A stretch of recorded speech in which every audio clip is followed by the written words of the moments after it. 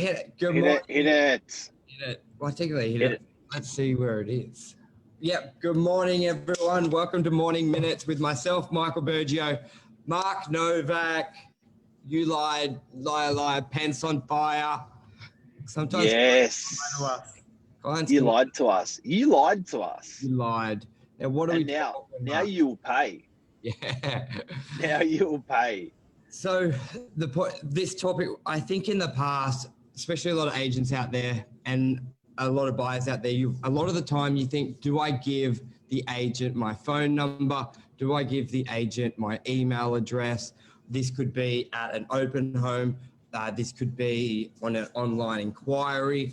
I know a lot of people who sort of may only be doing one type of transaction, even multiple. There are, I reckon, 10 to 20% of people out there who are quite, they're reluctant to just give their information. They may be afraid the agent will bombard them.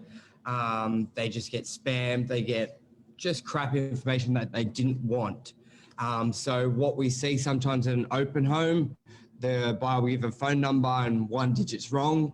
So then you can't follow up with them. And even on an online inquiry, they don't give the phone number, or a dummy email address is quite common.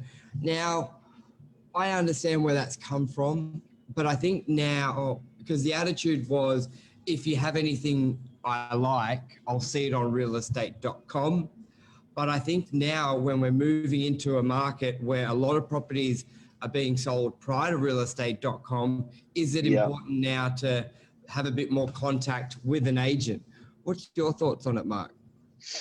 You know what? I think that people lunge forward when you lunge forward, and people recess backwards when you recess backwards.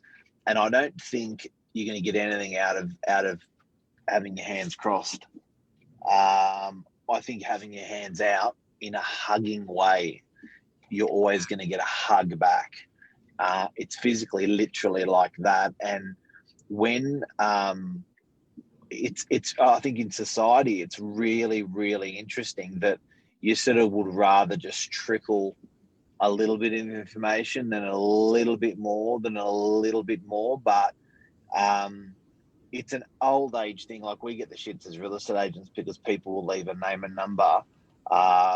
Just rubbish. It's not a real number. It's not a real name. And you just think to yourself, like, why don't you just be honest with us? Like, just say, look, here's my name and number. Don't ever call me again. But here's my name and number. And, and the next thing, this is the reason why. And, this is why we're here. So I think when you're going to an open house, if you can just give as much information out, you will get as much information as you can in. Yeah, because I suppose if you're you're a new buyer, come to the market, you go on a Saturday to 10 different properties, and then I imagine they're probably fearful of now 10 agents have their hand, and it's not just one buyer, like it's going to be a lot of contact. But I think you've got to take it on your own to say to the agent, yep, you can call me, only SMS me, only email me, a bit of sort of to and froing there, because sometimes with a property, you've given the wrong details on a Saturday, that agent's got it, and you think, I'll make contact on Monday with him or Wednesday if I want to be interested in the property. But a lot of time those properties can get sold from the Saturday open on that Saturday night. And if you haven't given your correct details, you're just not going to be open to finding out. I just think sometimes that risk versus reward, like the risk I feel is giving your privacy away and being bombarded. I don't really see a win there. Like a lot of people do it. I think it's 10 to 20% of clients, if not more. The reason you're going to the property is for a information gathering exercise. That's the reason why you're viewing something. You are trying to get information. Now, I can guarantee you that if you're the chances of you coming across a good real estate agent and them giving you good information are actually going to be pretty high, right? Yeah. Maybe 1 in a million for a great real estate agent like us. Yes. But if you give that information out to those people, then the correct information, you're going to get good information back for your for your information gathering exercise. So it's more of a risk not to give out your information, and even just information about you, why you're looking, what you're after, what your motivations are.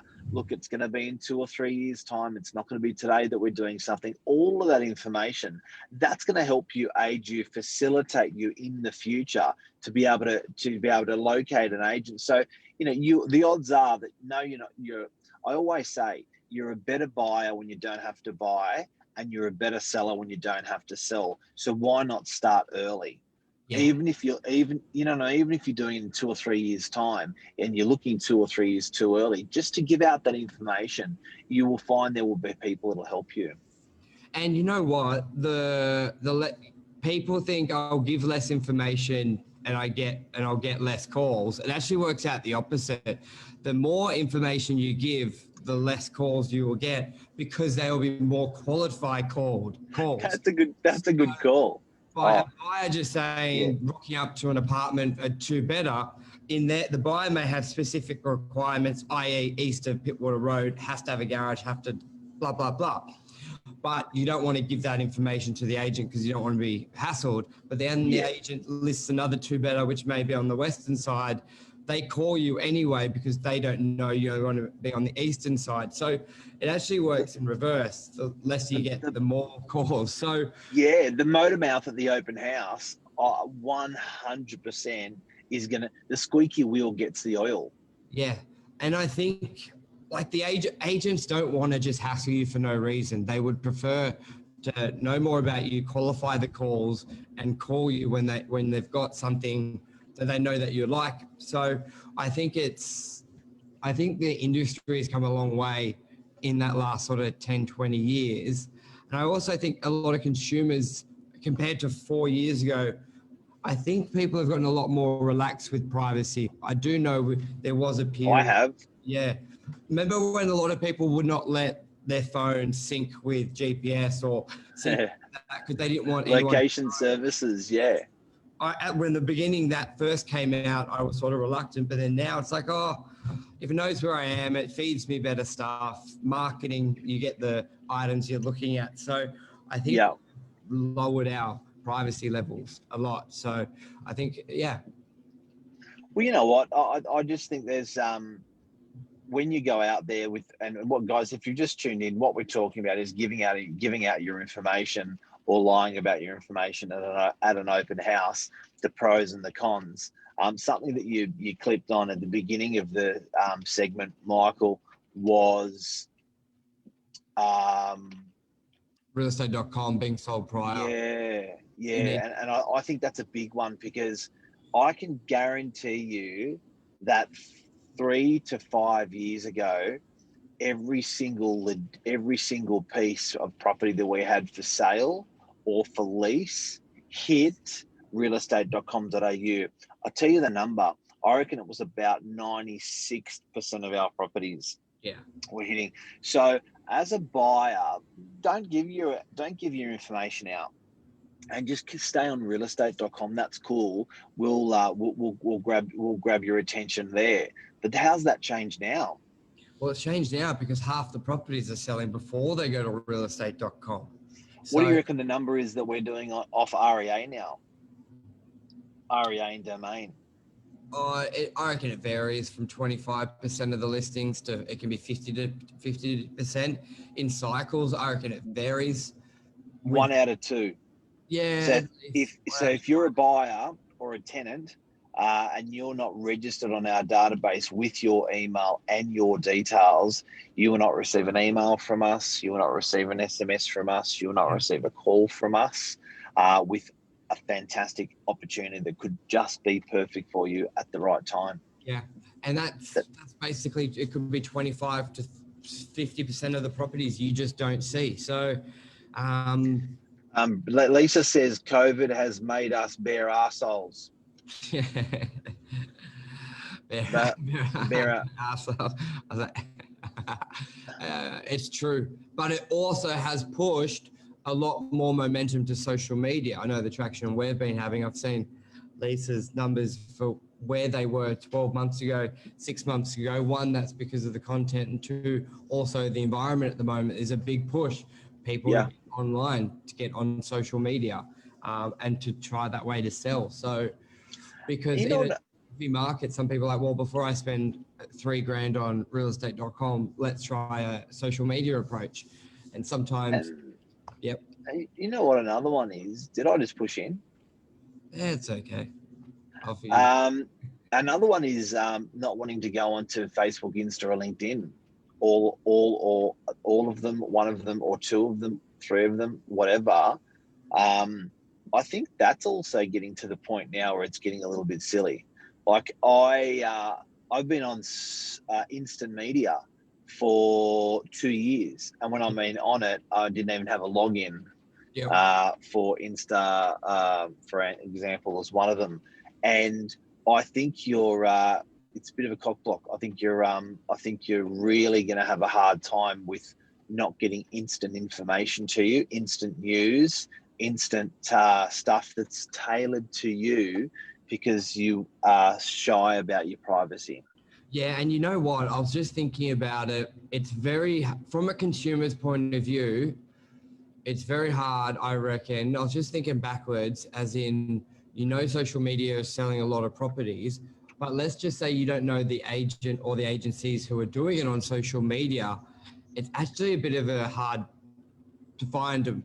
Like there's millions of people on Facebook. So to find agents who are selling on social, it's not like realestate.com where you can put in the suburb of DY and then the properties are there.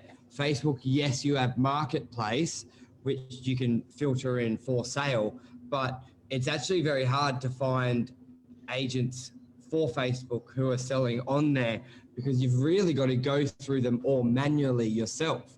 Yes, you can type in, I'm sure, real estate agents in the search bar and get 50 agents who have said their career is is on Facebook, and then you can see if they use social media. But that would be a big hit and miss. So it's important to the agents you meet at that open home, share information. You look them up just as much as they're going to try and qualify you. You need to qualify that agent. So I think you should be going to the open home, then Facebooking that agent, see what they do, and just in your mind, just sort of know if they're using social media or if they're not. Because I'm just trying, like, just think if you're a random buyer, how do you find people on, like, it's not like realestate.com where it just goes, there's your DY, there's your number one agent, there's your number two. They have 30 listings. Like, Facebook haven't got there yet. You've got every right. I think they're I think they've definitely got there though. But I think you've got what we're talking about today. If you just clicked in, is giving your information at open houses to a real estate agent. Now we've just moved over a little bit to the same topic, but we've talked about emails, we've talked about SMS, we've talked about calls and getting hassled. There's nothing saying you can't have an email account just set up for your real estate search, so that doesn't go into your other email feeds. And in addition to that, there's nothing saying that you can't have your favorite agent. So if and you know what, they may even educate you. You may even learn in that process that you're going through as a buyer, a landlord, a tenant, because you've submitted. And if you're on, for instance, Instagram, have your favorite, 1, 2, or 3 agent. You don't have to have all of them, but I can guarantee you that the people like Mark Zuckerberg have worked out how to get the information you want under your nose, like property, real goddamn fast, with you having not even to do much on your instant media. So, lessons for today, nuggets and takeaways. I've got lots of comments coming through. I'll go to that in a sec. But the message today is submit, be honest, give information out, and you will get information in. The more guarded you are, the less truthful you are about your information, the less information you're going to get in, the more work it's going to take for you to do to find the good oil. What are the comments we've got here? We've got some social media guru swamis here commenting. Yeah, I love what you just said there. If I was a buyer, I would create a Gmail account for my buying property so it doesn't mix up in your personal, and pick an email address that is easy. How annoying is it when people have 30-letter email addresses at an opener? So XYPTURS401 at I would, hotmail.com.au. yeah, if I was looking to buy, I would do 124buying@gmail.com. Real simple. And I reckon that's a great idea. Set up an email address just for looking at property. That's the hottest tip from today. Now, Michael Edwards says it comes down to trusting the. It comes down to the trust. Reader's Digest study says sex workers are more trusted than real estate agents. So that's the premise where people are reluctant to give information. But I think there's a lot of information online about agents, so you should be able to work out which ones are good or not, at least on a general. Luke says don't use Hotmail. Why not? Yeah. Lisa, I never have issues getting information from people on giving them property experience they want. That's because you're good looking, Lisa. People will follow my social channels as they prefer. I'd rather give my information to a girl than a guy. Yeah. That's sexist. Amal, good morning. Craig Amal. Marshall, g'day, legend. Nothing private these days. Yeah, you know what? It's true. True in Queensland, not much going on. Reply, what's COVID? Yeah, that was a response. Not much COVID going on in Queensland. COVID has done a lot of things. Yeah, it has. People happily giving their details when you're giving them something in return. Hey, there's a bit of gold in that one. Yeah, there's a bit of gold in that one. That, if you, yeah, that's right. What do you mean? So talk us through that. Well, I think if it's rubbish agent, you're going to get rubbish back. I think if it's good agent, you're going to get good information back. So how do you select that when you're asked name and number? If you met the agent for 15 seconds, you don't, but you'll work it out later. Setting up an alternate email, I'll give you your name and number, set down the guidelines, how you want to be contacted, if you want to be contacted, when you want to be contacted, that's fine. And you still get the box head that's going to call you outside that when you say don't call, but there's always box heads in every business. It comes down to trust. Reader's Digest study says sex workers. Yeah, okay, we've done that. And you have to say that, Lisa says. Hackers are on Hotmail. Okay, well, Gmail. You know what? It's true. Gmail is just a juggernaut. You'd think it'd be that their security would be a bit better because they got the budget. Yeah, so I reckon that's a good tip there. Create your own property Gmail account. Hand that to agents so you can stay alert. Yeah, that's about it. You nailed it today. Nailed it. Far out. Thank you. Far out. That was good. Wow. Wow.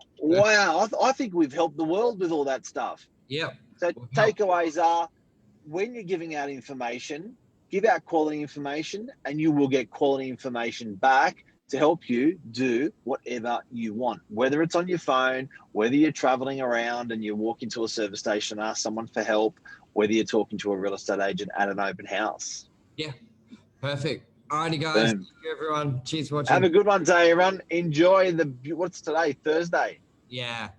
Yeah, weekend's on the way. Let's do it. Alrighty, see ya. Bye.